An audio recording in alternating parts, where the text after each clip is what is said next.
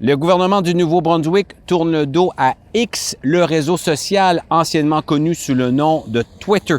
La raison, des préoccupations pour la protection de l'enfance. La première ministre Susan Holt qui a pris cette décision après la publication d'une lettre du défenseur des jeunes et des enfants de la province. Kelly Lamrock qui déplore les dérives de X et surtout de son assistant d'intelligence artificielle Grok qui est accusé de permettre la création et le partage de contenu illégal. Cette décision du Nouveau-Brunswick s'est retrouvée dans des médias d'un peu partout sur la planète. C'est assez surprenant, mais pas vraiment en même temps parce que c'est un enjeu qui touche plusieurs juridictions.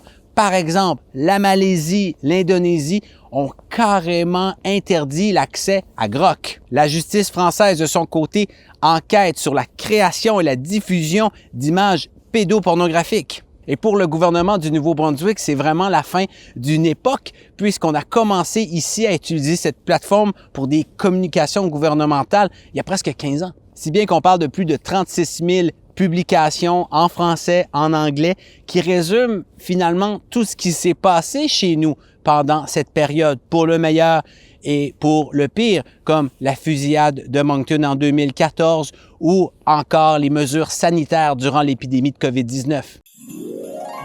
Le message de Noël est rempli d'espoir pour nos corps, de paix pour nos esprits et de refuge pour nos âmes. Ce message est plus pertinent aujourd'hui que jamais, alors que nous nous trouvons au milieu d'une pandémie mondiale. Puis paradoxalement, il n'y a pas eu de publication, de tweet, comme on disait auparavant, pour annoncer ces changements sur le site X de la province.